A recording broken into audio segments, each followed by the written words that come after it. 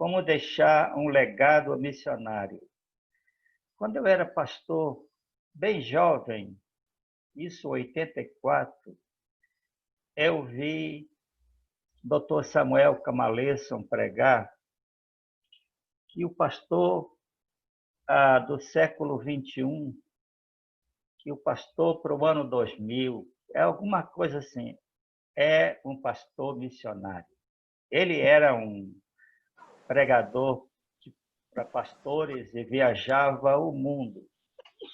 E aquilo eu ouvi, realmente a gente não tinha muita experiência, tinha alguma experiência, mas aquela palavra daquele homem foi muito desafiadora ao meu coração. Como deixar um legado missionário? Nós vamos ler agora, pensando em Jesus, o legado de Jesus. Marcos 3,14. Jesus era o programa. Quando a gente pensa em treinamento, em missões, nós pensamos em seminário, pensamos em curso especial de missões, mas o de Jesus, ele era o programa. E aqui diz em Marcos, então designou 12 para estarem com ele e para os enviar a pregar. Me chama muita atenção essa expressão, para estarem com ele. Jesus queria derramar sua vida naqueles discípulos e ele era o programa de treinamento. E aí nós podemos pensar em tudo que você pensar, como Jesus tratava a mulher, a criança, os pobres, Jesus curando, libertando, pregando o evangelho. Ele era o programa completo. E essa ideia de para estarem com ele é a ideia mais forte da chamada dos discípulos. Jesus também foi com os discípulos, está em Mateus 9. Aqui Jesus, eu coloquei, pode dizer que os irmãos não entendam, mas vão entender agora. Jesus não escreveu nenhum livro, não construiu nenhum templo. Até ele não podia construir templo, porque o templo era o único em Jerusalém, e no máximo ele podia fazer parte de um grupo de rabinos e construir uma sinagoga. Mas não era o propósito dele. Quando eu digo que ele não fez isso, não é um demérito, é que ele focou nos discípulos. Esse texto aqui, acontece em Mateus 4 e Mateus 9, percorria Jesus todas as cidades e povoados, ensinando nas sinagogas, pregando o evangelho do reino, curando toda sorte de doenças e enfermidades. Vendo ele as multidões, compadeceu-se delas, porque estavam aflitas e exaustas como ovelha que não tem pastor. E então se dirigiu aos seus discípulos. A seara, na verdade, é grande, mas os trabalhadores são poucos. Rogai, pois, ao Senhor da seara, que mande trabalhadores para a sua seara. Veja que, segundo o Evangelho de Mateus, aqui Jesus ainda não chamou os 12, que acontece no capítulo 10. Ele está com os discípulos andando cidades e povoados, ensinando nas sinagogas, pregando o evangelho do reino de Deus. E aquelas pessoas estavam observando Jesus. Quando ele viu as grandes necessidades e se dirigiu aos seus discípulos. A seara, na verdade, é grande, mas os trabalhadores são poucos. Então, veja que Jesus já tinha o foco nos discípulos. Ele chamou para estarem com ele. Agora, ele está comprometendo, ele está dizendo para o discípulo, olha, você está vendo essa necessidade? Você percebe que essa multidão precisa de pastores, de missionários? Eles certamente ouviram aquilo não era sem propósito. Aí ele disse, rogai, pois, ao Senhor da seara que mande trabalhadores para a sua seara. Então, é muito clara a intenção de Jesus. Agora, uma questão muito importante é que a gente talvez nunca tratou isso. Em Lucas 6, no verso 12 e 13, diz assim, naqueles dias retirou-se para o monte a fim de orar e passou a noite orando a Deus. E quando amanheceu, chamou a si os seus discípulos, escolheu 12 entre eles, os quais deu também o nome de apóstolos. Irmãos queridos, preste bem atenção no que eu vou falar agora.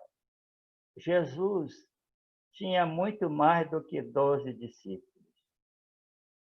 Porque a Bíblia diz que depois de uma noite de oração, certamente procurando no Pai o nome dos apóstolos. Aí a Bíblia diz, olha bem o que está escrito no Lucas 6,13.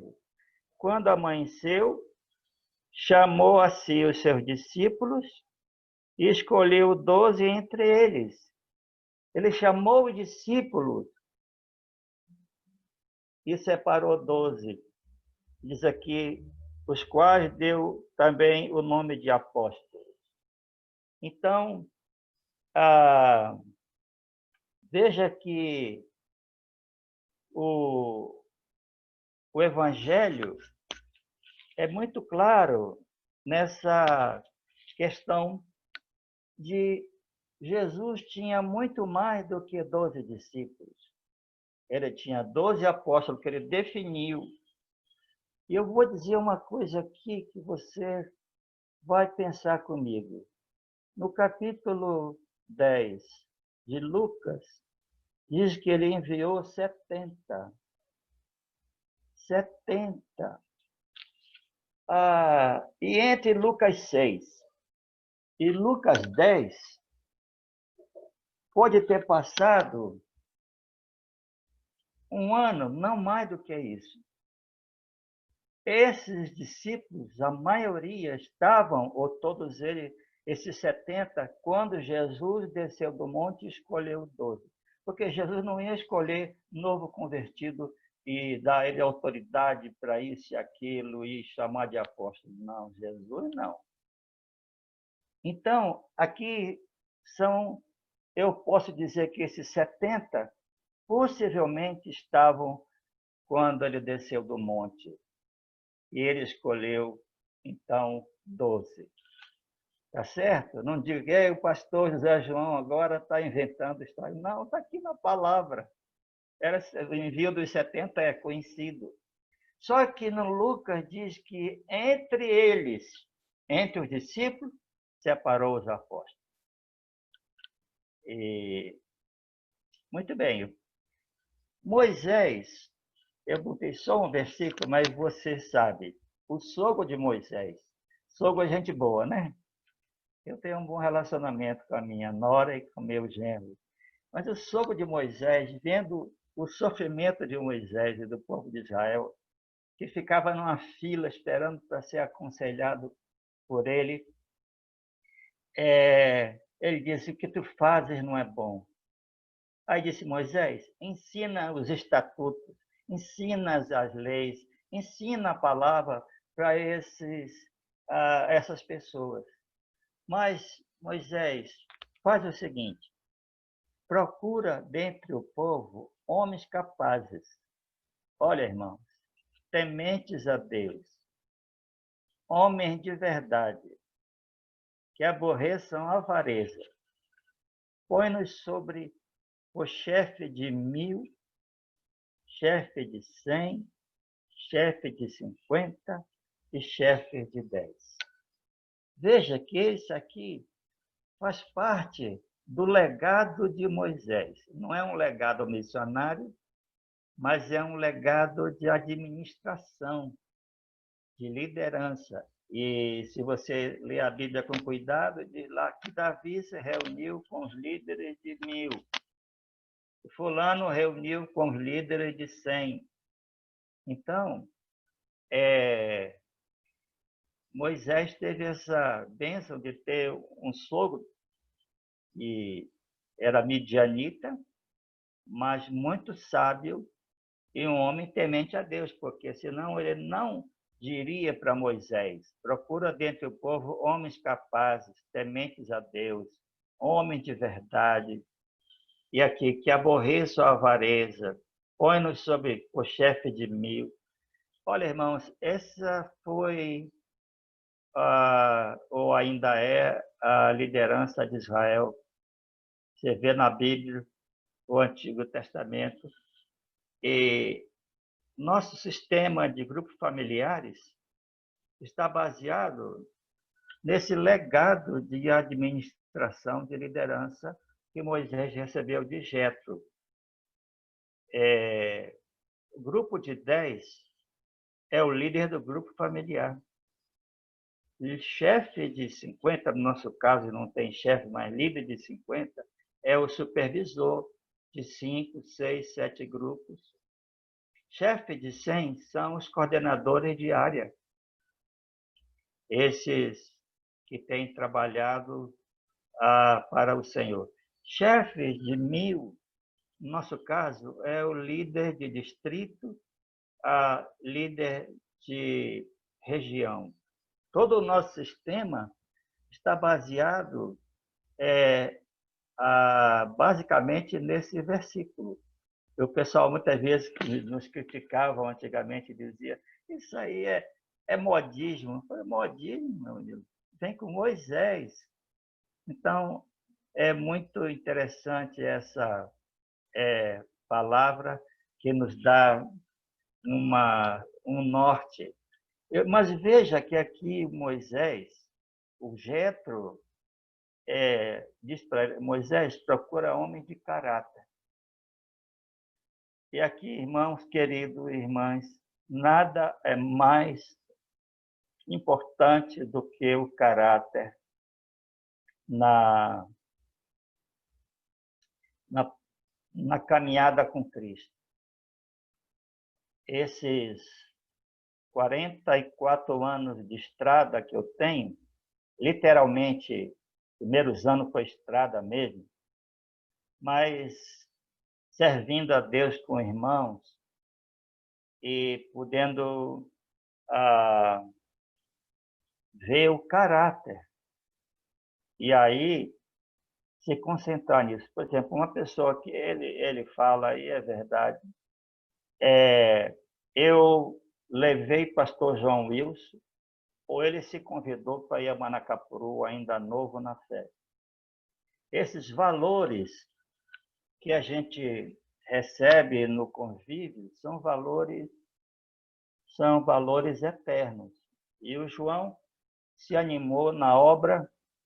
Logo depois de 2 anos, eu passei o trabalho para ele, que eu tive que ficar aqui na Central com a escola dominical.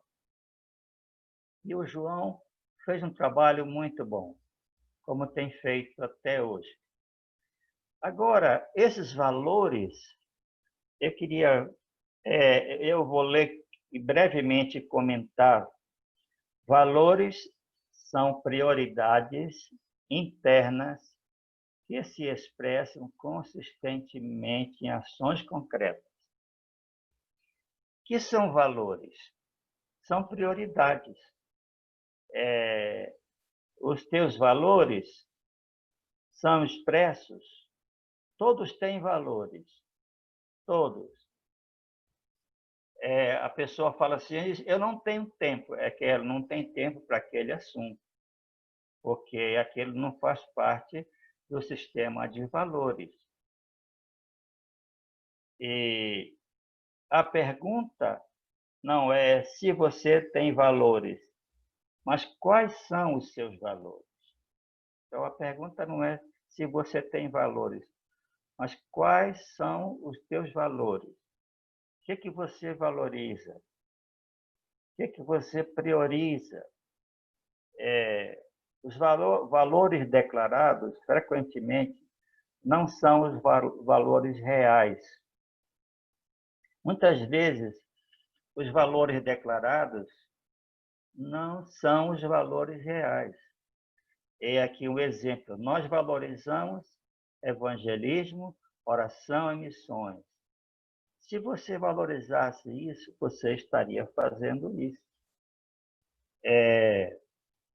Então, aquilo que nós valorizamos, nós fazemos. E nós fazemos o que nós valorizamos. Isso é, um dia depois de uma viagem aqui no Rio Negro, eu tive uma experiência linda com Deus. Eu diria que aquela foi minha conversão aos ribeirinhos. Foi em 90, tivemos uma experiência maravilhosa. E numa vigília no final da viagem. E eu voltei e eu estava com meu coração cheio de amor pelos ribeirinhos, pelo barco. E um dia minha esposa disse com muita sabedoria: você não para de falar de barco. E era verdade. E eu estava empolgado com a viagem, com aquilo que Deus estaria fazendo. Realmente muito importante. Foi bênção. Nós temos aqui o exemplo de uma árvore. Uma árvore, ela tem as suas raízes, uma árvore grande, tem raízes profundas. Mas nós só vemos o que está acima da terra. E pensando em igreja, as pessoas podem dizer assim: a igreja tal, uma igreja muito boa, uma igreja isso, aquilo, e tudo isso é verdade. E aí a pessoa pensa que aquilo é técnica, que é algum treinamento. Só que, como árvore, o assunto está nas raízes. E aí é que se sabe quem são essas raízes. Os valores do reino de Deus estão baseados em relacionamentos. As pessoas fazem o que elas valorizam e valorizam o que elas fazem. Então, isso é muito verdadeiro. As pessoas fazem o que elas valorizam. Valorizam o que elas fazem. Os valores do reino de Deus estão baseados em relacionamento. Primeiro, ama ao Senhor teu Deus. Expresso em oração. Se eu amo a Deus, eu vou expressar isso numa vida de oração, a palavra de Deus.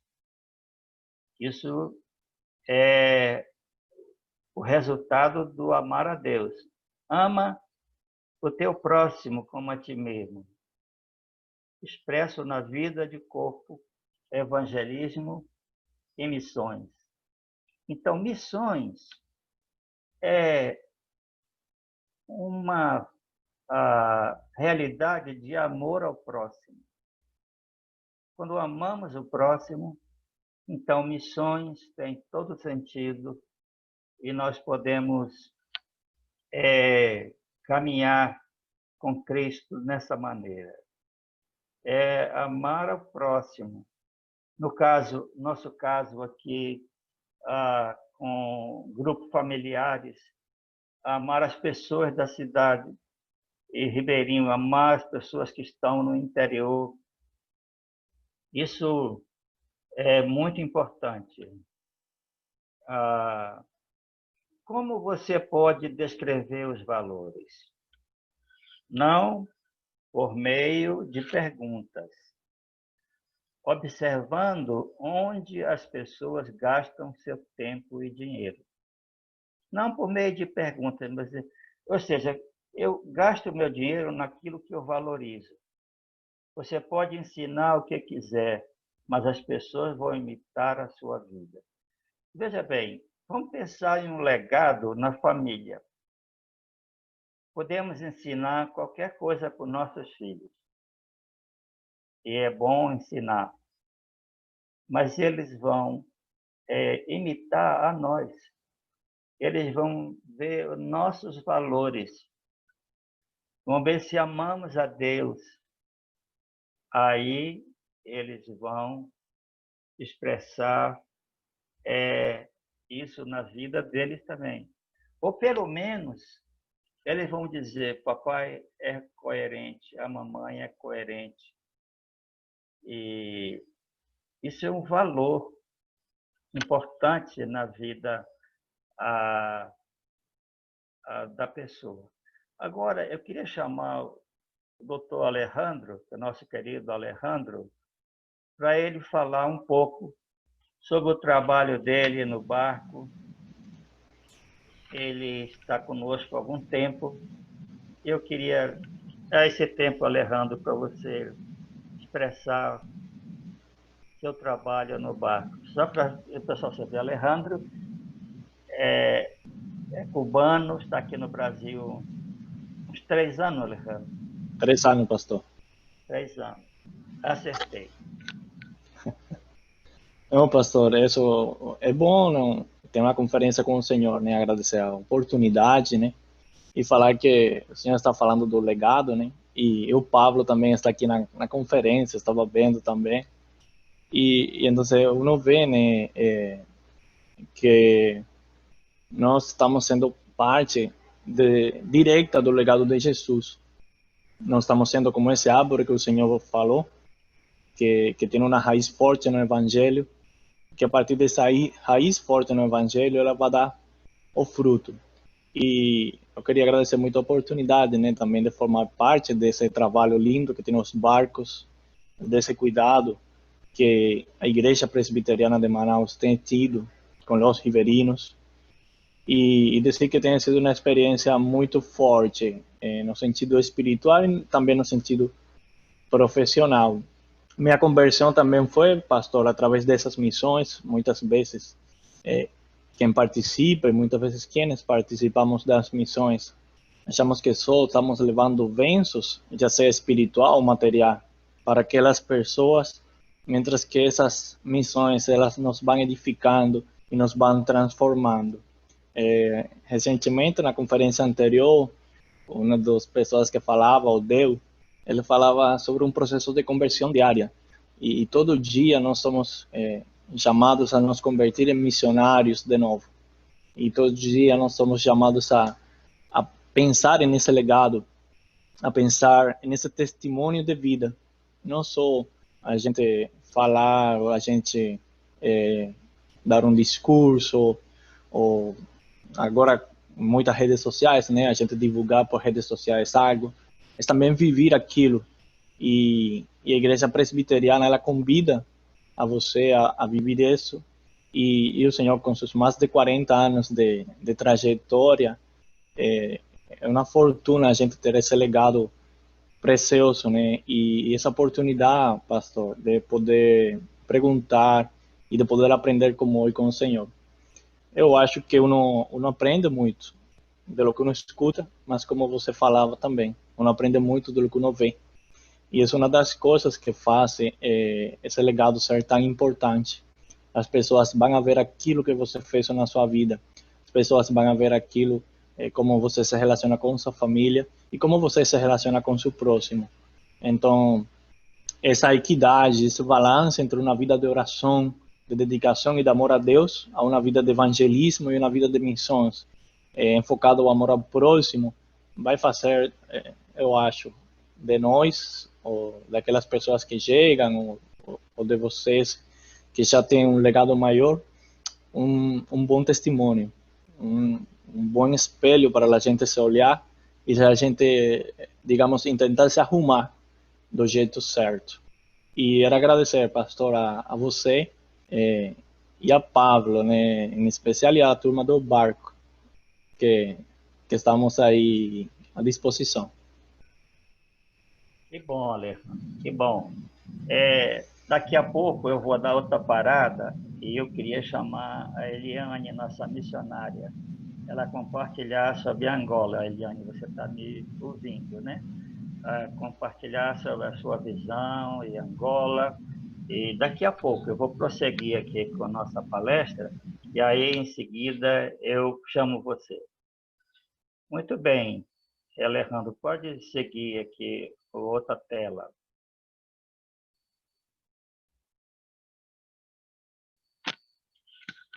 Visão e legado. Sabe, o legado é fruto de uma visão.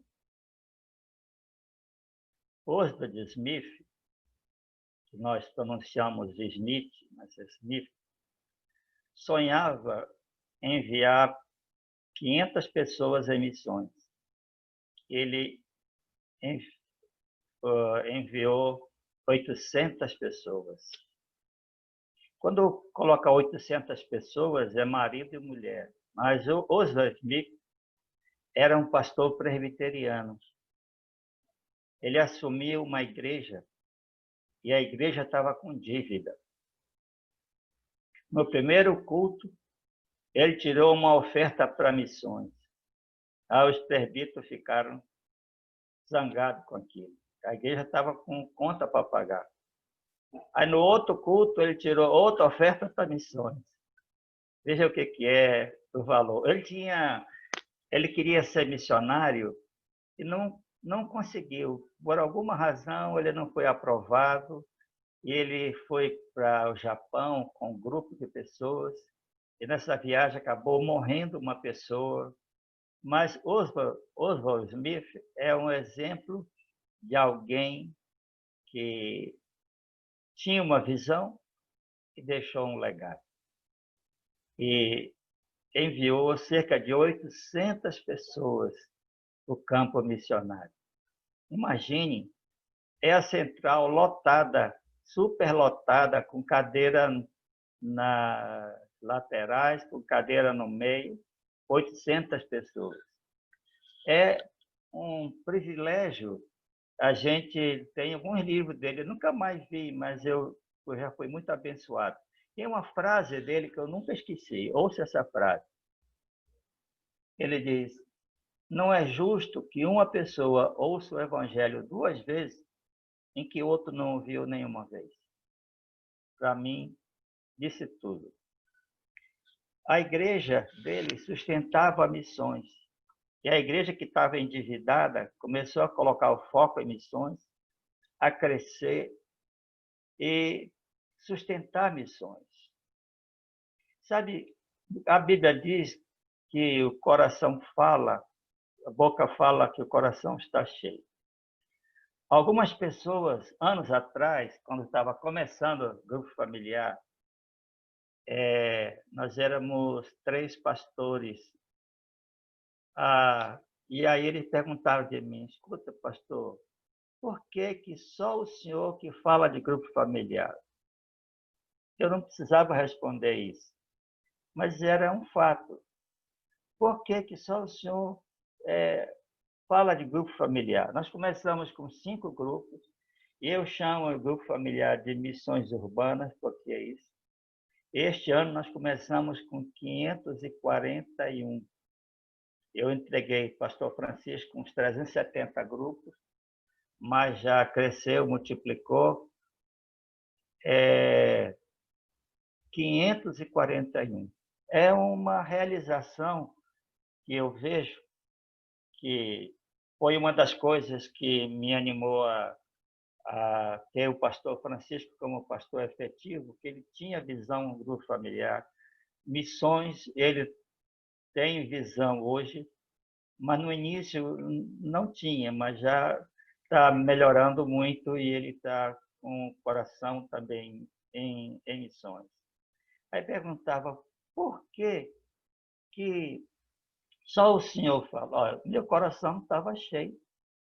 Eu sempre acreditei e vi o resultado disso. Agora, eu estava pregando na 8ª igreja, lá do pastor Jeremias, e acabei de pregar.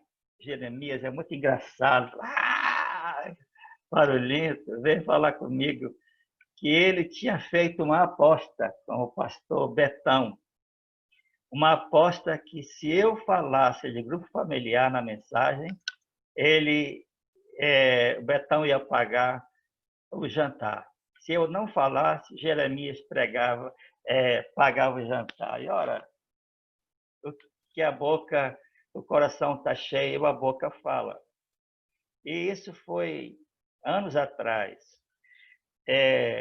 Uma pessoa me disse, eu ainda não entendi muito bem, mas nem quero comentar muito. Pastor, a igreja é a sua cara. Eu fiquei pensando, é lógico, você está anos e anos trabalhando, servindo na igreja, você deixa um legado invisível. E Ronaldo Lidório, eu convidei para pregar no mês de missões, é julho, nosso mês de missões, IPB é agosto, o nosso é julho.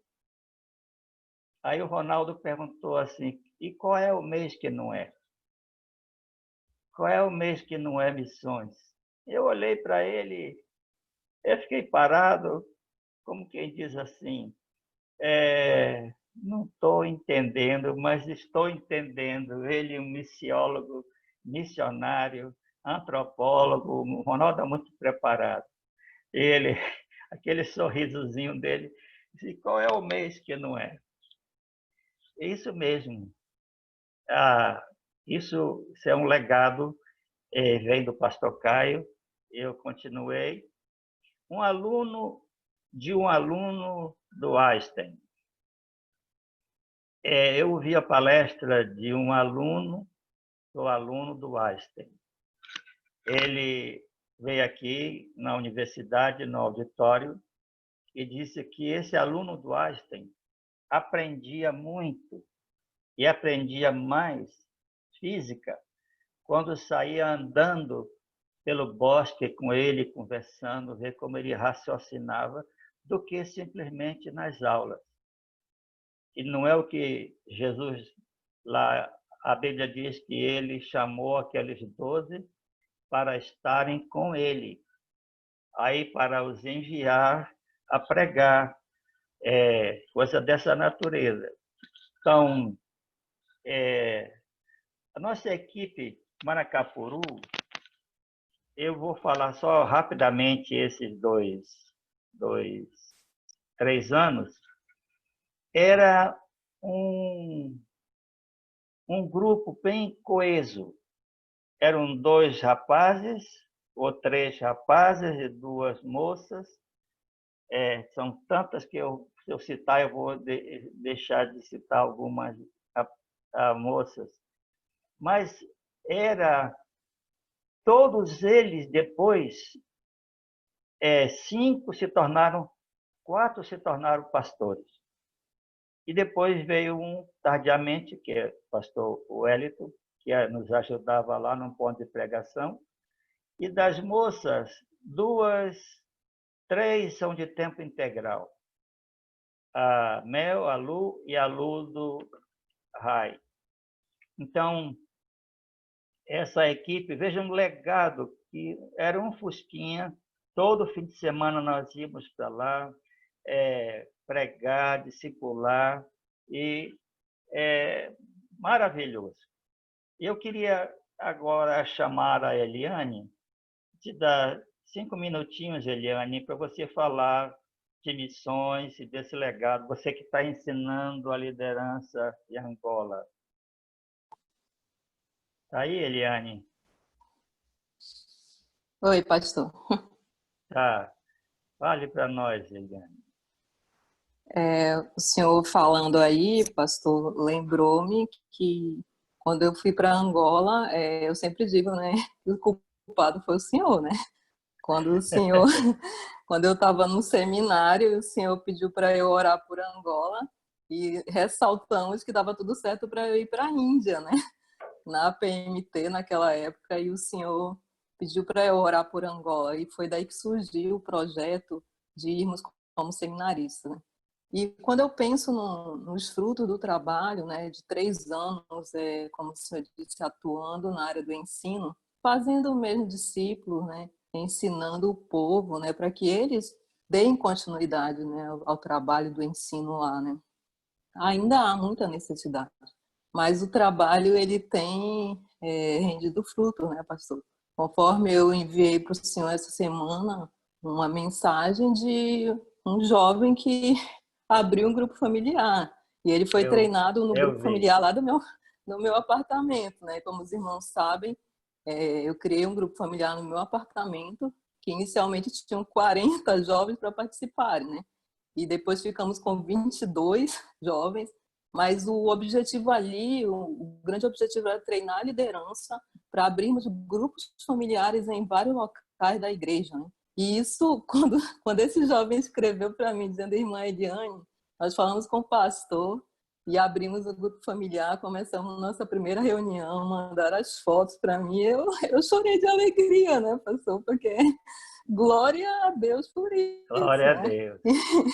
Louvado seja Deus por isso. Então, o trabalho tem tido frutos aí. Louvado seja Deus por tudo.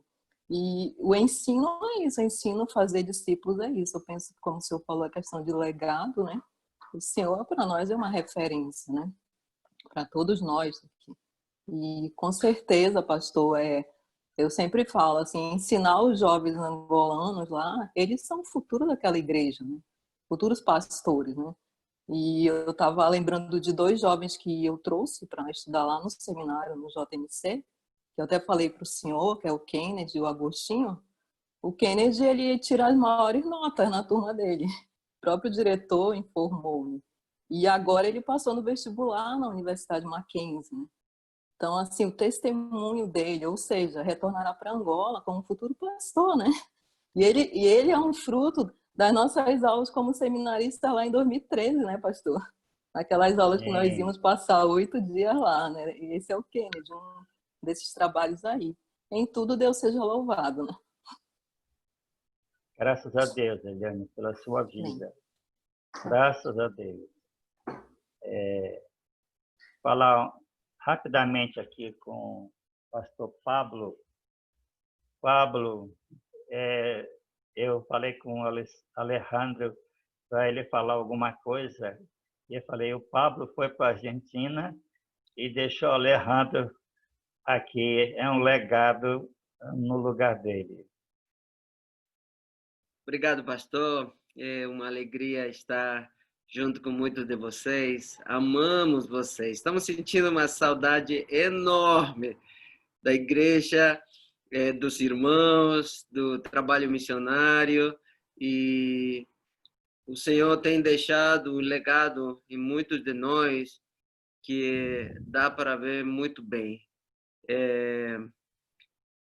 Nosso coração sempre fica muito alegre. Eu fico feliz vendo o Alejandro trabalhando no barco com tanta dedicação, e isso me deixa muito feliz do coração e me deixou muito tranquilo para nós podermos vir aqui à Argentina passar um tempo com nossa igreja.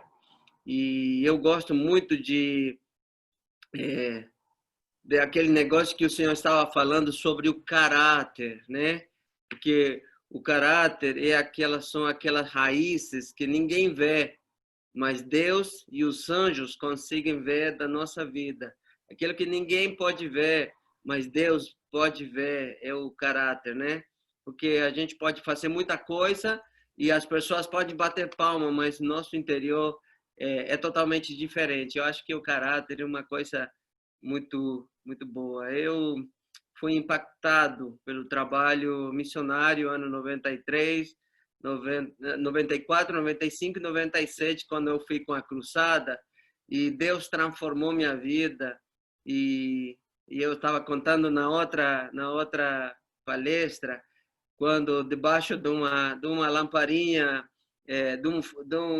uma lamparina verde, lá no San Silva, numa viagem com os argentinos, quando Deus me chamou a atenção com o verso de Provérbios que disse: livra os que são levados para a morte, aqueles que caminham cambalejante, porque se vocês disserem não o soubemos, acaso não saberá aquele que pensa os corações? E isso me chamou novamente a atenção a entregar minha vida novamente a Deus. E eu agradeço a Deus por ter me dado o privilégio de servir junto com a Igreja Presbiteriana de Manaus, com o Senhor, depois com o pastor Francisco e os demais pastores, que foi um aprendizado para mim. Nós agora estamos orando para ver qual é o futuro que Deus tem para nós, sempre lembrando dos povos árabes, muçulmanos.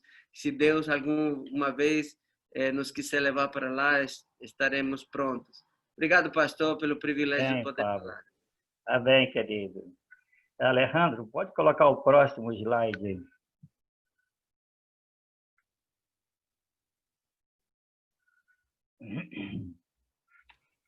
Paulo investiu em alguns homens em Éfeso. Eu vou só ler o texto e comentar brevemente. Impondo-lhes Paulo as mãos, veio sobre eles o Espírito Santo, tanto falavam em línguas como profetizavam. Eram ao todo uns 12 homens. Durante 3 meses, e aqui que eu quero enfatizar, Paulo frequentou a sinagoga onde falava ousadamente, dissertando e persuadindo com respeito ao reino de Deus. Visto que alguns deles se mostraram empedernidos e descrentes, falando mal do caminho diante da multidão, Paulo, apartando-se deles, meu texto aqui não está, mas separou os discípulos, separou os discípulos, passando a discorrer diariamente na escola de tirano. Bom, veja que em Éfeso, quando Paulo chegou, eles não eram batizados, nem batizados em nome de Jesus. Foram batizados, Paulo impôs as mãos e aconteceu essa distribuição de dons, mas aí diz que ele diariamente resolveu ensinar para esse grupo de 12 homens. E o que acontece, quando você vê Apocalipse, todas aquelas igrejas foram fundadas por alguém de Éfeso. E Paulo ensinou, discipulou, transmitiu a vida para eles, e eles foram bem-sucedidos no trabalho missionário. É bem verdade que as igrejas do Apocalipse têm seus pecados, mas o fato de ter ido e ter fundado a igreja foi um fato que Paulo ficou 3 anos em Éfeso. Isso foi maravilhoso, foi um legado missionário, né? Ele investiu naqueles homens e eles fundaram a igreja. Muito bem, liderança do pastor Caio. Eu não posso falar de herança, de legado, sem falar do pastor Caio. Eu convivi com o pastor Caio 35 anos, mais de perto uns 25. Ele escreveu muito pouco. Podia ter escrito mais, mas escreveu muito pouco. E ele era aluno anel simbólico, ou seja, ele era o aluno de maior nota de todos os tempos da Faculdade de Direito. Então, ele era um homem inteligente e preparado. Ele escreveu muito pouco. Construiu o templo com muita escassez de recursos. Foi uma provisão divina muito interessante como ele conseguiu construir. Primeiro, derrubou o templo anterior, que eu me casei no templo anterior e logo depois estavam derrubando. E ele estabeleceu um DNA para a igreja. Ele não escreveu o livro, mas ele deixou um DNA de piedade, de oração, de fé, de amor aos ribeirinhos. Precisa mais alguma coisa? Ele deixou um DNA de honestidade. Se você pensar em de virtudes, pastor Caio, muitas vezes, pelo menos 2 vezes, nosso acampamento, o Betel, quebrava a barragem e ele ia para lá para construir. Eu ia junto, era solteiro, eu queria estar perto dele, queria saber das histórias, as coisas. E eu sou um discípulo do pastor Caio. Ele estabeleceu um DNA para a igreja. Sua vida e suas mensagens foram inspiração. Era muito interessante como ele era um pastor com coração de pastor. Ele perguntava pelas pessoas, perguntava como é que você está. Ele pegava na mão e fazia carinho. E como é que você está, meu filho? Foi um legado que a igreja é o que é hoje por causa dele.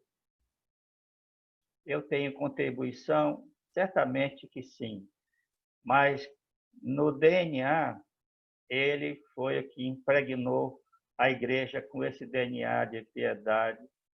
Ele não foi para missões, ele foi algumas vezes num barquinho aqui com Iranduba, mas mandou construir o barco que nós utilizamos muitos anos. E ele disse que quando o barco ele estava construindo, Deus falou para ele, mas não és tu que vai. Ele era um pastor com coração de pastor. Sua presença contagiava, era muito contagiante. E ele não gostava de holofote. Eu consegui, uma vez, levá-lo na RBN para falar sobre os 90 anos da igreja. Olha, foi um milagre. Ele aceitou e depois ele disse, você, rapazinho, você me levou porque ele não suportava. Chegava alguém, jornalista, não sei de onde, ele disse, não vou falar, não quero saber. Ele não queria saber de foco, de holofote, nada disso. Ele era um pastor realmente de pastores. Passou os valores do reino de Deus para nós. Amor, esperança, paciência, mansidão, domínio próprio, perdão e outras. Ele passou isso para nós. Nós fomos abençoados com esse legado. Observar a vida dele era aprender cada dia no reino de Deus. Ele era tão humilde que, às vezes, que ele achou que eu me cedi no conselho, eu sempre uma pessoa de opinião. Ele me repreendia depois. Mas quando ele chegava à conclusão que não era boa aquela repreensão, ele me pedia perdão. E era muito interessante porque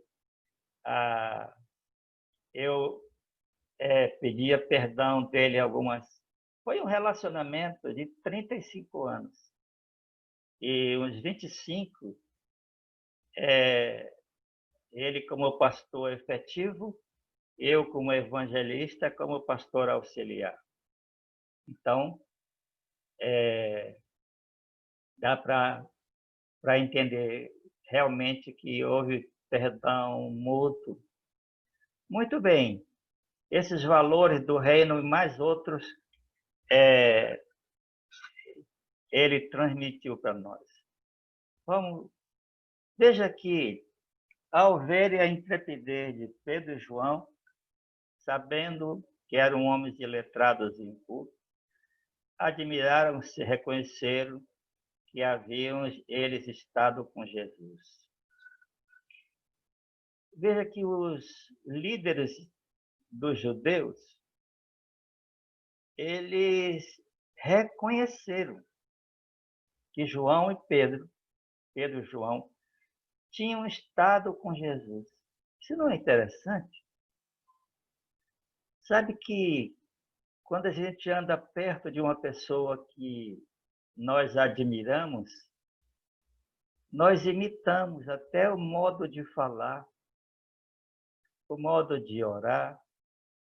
Nós imitamos essa pessoa nos gestos. E Jesus, nesse contato, esse convívio com eles, fez com que até o líder dos judeus percebesse que eles tinham estado com Jesus. Que Deus abençoe cada um de nós, que possamos ser essas pessoas que têm estado com Jesus, que têm andado com Jesus. Isso é maravilhoso. Pode passar. O legado tem a ver com você. E você e sua equipe. Tem um Ezinho aí a mais. O legado tem a ver com você e com a sua equipe. Eu queria dizer, irmãos, aqui o seguinte: eu sou muito grato que tudo que eu empreendi na igreja, Deus levantou uma equipe, levantou pessoas. Grupo familiar, nós éramos 5 grupos familiares. Era a comissão de casais. E eu, depois mais um grupo, lembrado José Meire, o Jorge, a Fernanda, o Luiz Otaviano e a Meire, tem mais 2. Bom, a Lucília, e basicamente são esses nomes, depois pastor Wellington e Raquel, e são sempre Deus me deu pessoas especiais. No trabalho missionário foi assim, e levantando o pastor Eustáquio, pastor Cedi,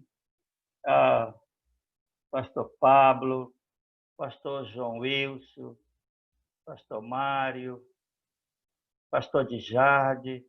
Deus me deu como líder, né? Eu falo, deu à igreja essas pessoas, e isso aí é um legado. Se eu nunca mais for no Solimões, lá tem o pastor Eustáquio. Foi um contato comigo, eu não o conhecia, nós precisávamos de alguém, e resultados, realmente o pastor Eustáquio veio e foi bênção. Irmãos, eu queria colocar aqui o trabalho em equipe e os resultados desse trabalho em equipe. Deus levantou muitos pastores e evangelistas. Na década de 90, éramos apenas 4 pastores e alguns evangelistas. Hoje somos 36 pastores e 102 evangelistas. Veja que número expressivo. Glória a Deus por isso. A igreja tem milhares de membros hoje, espalhados em Manaus e no interior. E as pessoas, quando me perguntam quantos pastores vocês são, falam 36, eles ficam, realmente, é porque nós somos um movimento que os pastores que eu falei de missões estão indo ao campo, volta, e é maravilhoso, um movimento. Deus gerou uma consciência missionária na igreja. Eu falei de Oswald Smith, a igreja de Toronto, a igreja presbiteriana, ganhou uma consciência missionária. Nossa igreja tem uma consciência missionária. Ela não pode perder, não pode deixar escapar pelos dedos, porque a visão vaza. Nós temos que estar atentos a isso, para não deixar... Deus gerou uma consciência missionária. Eu estava vendo uma live do pastor Jeremias com Edmeia Williams. Aí o Jeremias falou assim: Edmeia, como a gente pode mobilizar para missões e despertar para missões ou para oração? Ela disse: negativo, quem desperta é o Espírito Santo. Então, muitas vezes, a gente pensa assim, como é que esse... É o Espírito Santo, é o trabalho do Espírito de Deus. O pastor Pablo estava falando, nós fomos para Anamã e Anuri, com um grupo de argentinos, passando o filme Jesus. Eu jamais pensava que ia dar em tudo que deu de bom, mas era um momento especial. Eu lembro que Anuri tinha um salão Gomes, cheio de poeira.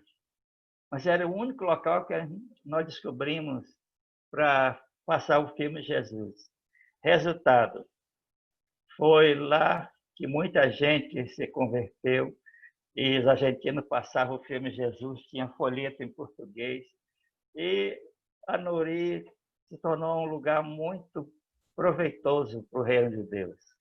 Nós iniciamos 42 congregações em Manaus, desde 88. 6 foram organizadas. Nós temos 36. Na verdade, começamos e algumas igrejas estão organizadas. Plantamos 95 congregações no interior. E agora mais 7. Eu coloquei só até quando eu era pastor efetivo. Agora tem mais 7, são 102. E como é que nós trabalhamos com as viagens? 42 viagens ao ano, 30 nos barcos ambulatoriais, 12 no barco Luz na Floresta, atendendo cerca de 10 mil pessoas, incluindo os que foram atendidos nos barcos da Amazon Altruísta. Aqui uma explicação. Atendido no barco da Amazon Altruísta, mas quem que vai é o nosso médico, é o nosso dentista que vai nesses lugares. Crescimento da igreja em todos os aspectos, porque não é a ideia só de plantar igreja, mas a igreja tem que crescer no caráter, crescer no coração missionário. Então, a pergunta é como deixar um legado missionário. Primeira coisa, viva como alguém que ama missões. Apoie quem vai para o campo. Apoie os trabalhos missionários. Assim nós vamos chegar ao resultado que nós pensamos. Nós temos 5 minutos ainda, eu queria ouvir um pouquinho a Cláudia. A Cláudia está aí?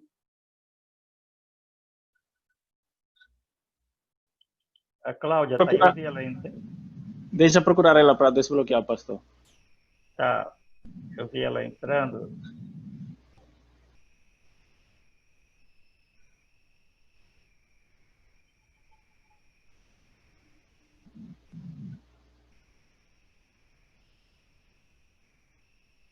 Eu estou desbloqueando ela aqui, pastor. Oi, pastor. Ó, Vem, Cláudia. Nora. Vem aqui, Nora. Vem cá. A Somos Nora tá aqui, contigo? pastor. Eu, Deja e a Nora. Sua equipe aqui que o senhor deixou. Nós vamos Legal. trabalhar muito ainda. Muito bem, Cláudia. Cláudia, fala uma coisa que foi para ti importante nesses anos de missões. E o Deja também. Pastor, falar de missões, do que foi importante, é difícil até descrever com palavras, né? Mas como o Pablo citou aquele versículo, a nossa vida não tem sentido se não for para fazer a vontade de Deus. Como o senhor falou, missões é estar alinhado com a vontade de Deus. E é todo dia, né? Desde que o Senhor Jesus me encontrou e que o Senhor me chamou, o pastor Zé João me chamou para trabalhar na igreja, eu tenho procurado viver isso. Missões é um estilo de vida, é você olhar para alguém e amar a alma daquela pessoa e se dedicar de cabeça para que você possa livrar ela, porque ela está cambaleando para a morte, você não quer deixar ela cambaleando para a morte. Você quer, como disse o pastor Júnior uma vez, é um mendigo contando para outro onde achou comida. Então, para mim, missões é um estilo de vida, não consigo me imaginar fora disso, em qualquer lugar, no barco, aqui na cidade, andando de bicicleta com um grupo, evangelizando, amando, e eu sou grata a Deus pela sua vida do pastor Caio, que, como eu estava compartilhando aqui com a Nora, a gente viu muita coisa e aprende muita coisa com vocês, né? Então, missões é algo que faz parte da vida de qualquer cristão, né? É um estilo de vida. E o que eu posso dizer para os missionários é: continuem firmes, né? Que no Senhor o trabalho nunca é em vão, né, pastor? Nunca é em vão. Deixa eu falar com o pastor Manuel Luzia. Rogério, pode Oi. desmutar o Manuel Luzia. Vai procurar, pastor, em seguida. Ele Como está vai, aí. pastor? Já. Pastor em Lisboa, é português, uma igreja presbiteriana em Lisboa. Como vai, pastor? Fale alguma coisa para nós. Estão a ouvir-me? Estamos ouvindo. Que bom. Pois, eu fui convidado por um irmão aí da Igreja de Manaus, o Paulo Vasconcelos, e então eu entrei aqui no vosso grupo do Zoom. Já vou mandar. E foi muito bom rever o pastor José João e relembro com muita saudade o tempo que estivemos aí convosco, eu e a minha esposa.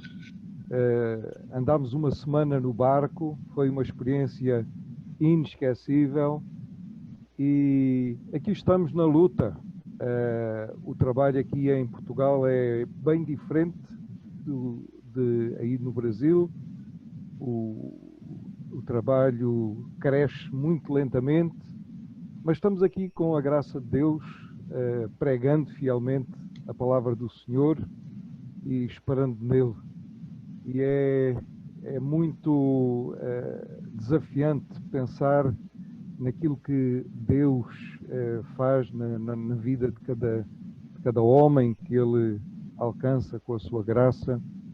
E também é encorajador olhar para homens como o pastor José João e o legado que ele deixou, a responsabilidade que nós temos como homens de Deus de deixar um legado para a próxima geração, para que continue a obra do Senhor.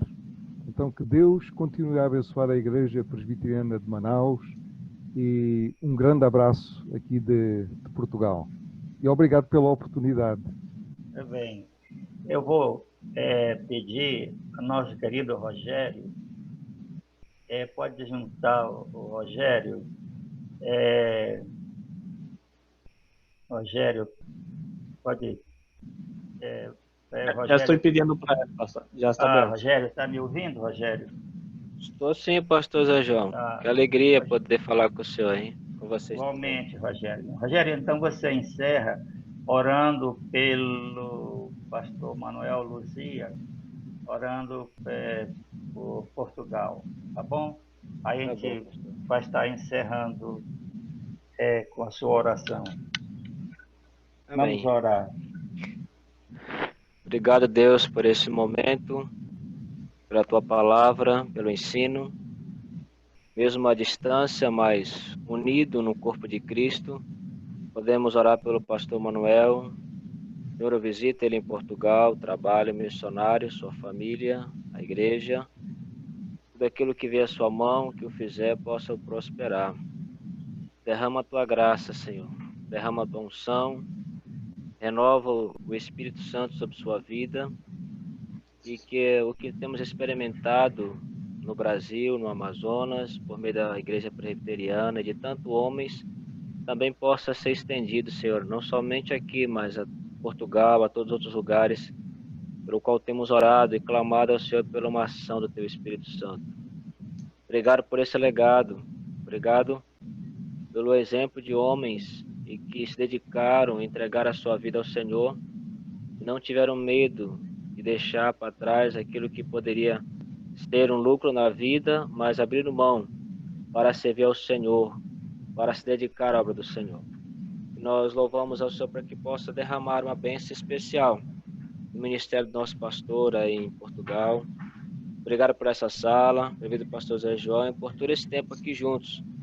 E nós te agradecemos, a Deus, que este fogo do Espírito Santo, esta paixão por missões, possa continuar nas novas gerações através das nossas vidas. Em nome de Jesus. Amém, Senhor. Amém. Amém. Obrigado pela Graças a oportunidade, Deus. pastor. Amém, queridos. Irmãos queridos, nosso horário terminou.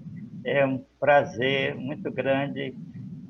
Estou vendo aqui o Raimundo Frota, Thelma Mesquita, é o pastor Francisco? Pastor Francisco, que está em imagem pequena. Aí, pastor Djad, eu estava ouvindo um pouco da tua live, o Marcelo Magalhães, o Marcos, Pablo, Moisés, muito bem, o Zaqueu, muito bem, graças a Deus. Eu vou pedir uma coisa de vocês, orem todo dia, todos os dias, pelo pastor Manuel Luzia, lá. A coisa é difícil em Portugal.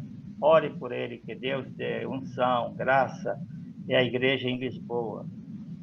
Tá bom? Pastor, desculpa, Sim. o pastor Francisco, ele estava pedindo a palavra, só deixa procurar aqui para desbloquear.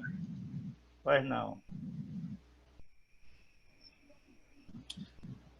Estão me ouvindo já, pastor? Tá, eu estou ouvindo. Tá. Muito bem. Primeiro, quero dar uma boa tarde a todos os irmãos que estão reunidos nesse encontro impactante deste homem de Deus, mas eu gostaria de deixar aqui registrado como um colega de ministério e participante da equipe do pastor José João já há tanto tempo, né? Durante 5 anos convivendo com a sua liderança como pastor da igreja. E eu quero dizer, pastor José João, que o seu ministério sempre, para mim, ao longo desse tempo, como seu auxiliar, foi extremamente inspirativo, foi extremamente contagiante, né? Eu fui impregnado por missões por causa do seu ministério, né?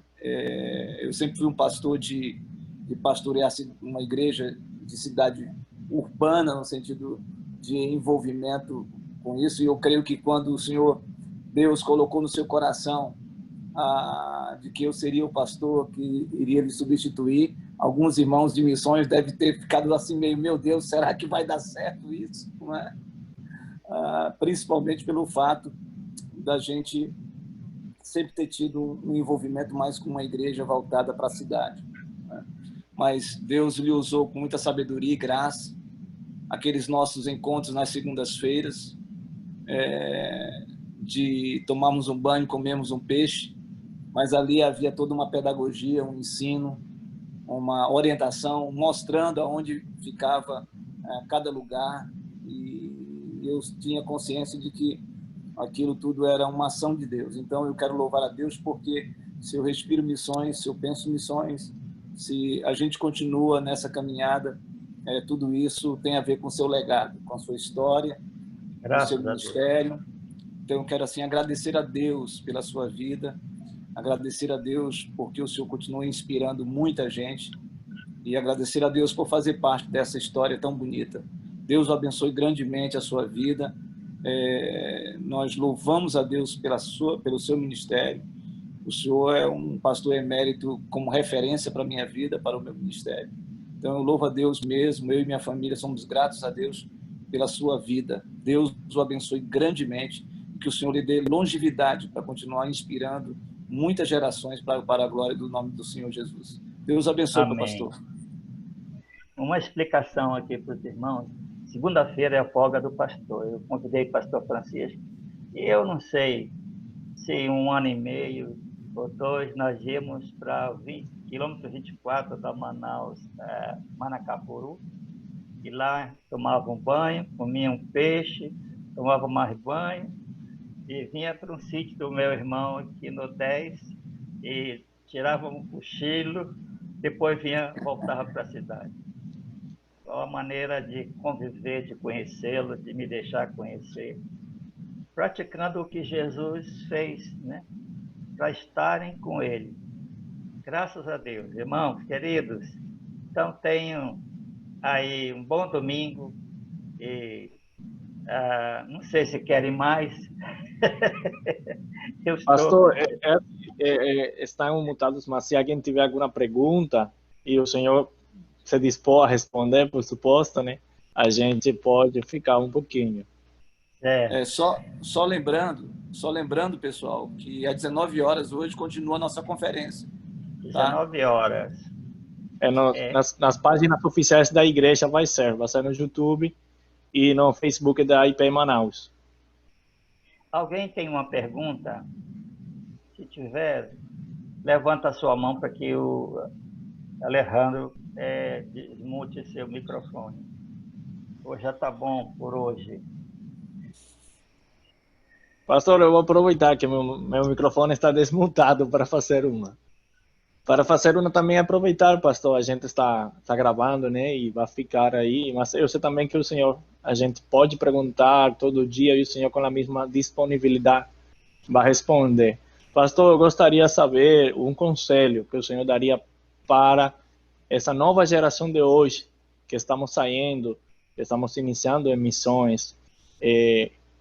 Além dessa conferência, né, alguma mensagem que o senhor possa dar para nós conseguir um legado, mas também para nós fazer uma missão com a qualidade, a interesse e a disposição que o senhor tem feito ao longo de seu ministério. Eu diria, tenha uma vida de oração, uma vida devocional, uma vida com as Escrituras e participe o máximo que você puder de trabalhos missionários. Nosso trabalho todinho começou nas viagens de fim de semana para Manacapuru, a estrada, e depois fim de semana aqui para o Rio Negro. Muitos foram impactados por essas viagens e tiveram a oportunidade de fazer missões na prática, se envolver. Aqui do Rio Negro deve dar para recomeçar. Agora, leia livros sobre missões. Tem muitos bons livros. Eu recomendaria o testemunho do Charles Studd, ou Charles Studd. é um livro para deixar a gente ter que ler 2 vezes. Charles Studi, ou pode ser até que esteja traduzido como Carlos Studi. E um bom livro vai fazer uma grande diferença. Obrigado, pastor. Tá bem. Ok. Irmãos, eu acho que tá bom por hoje. Bom domingo. Pablo, querido, abraço na alma.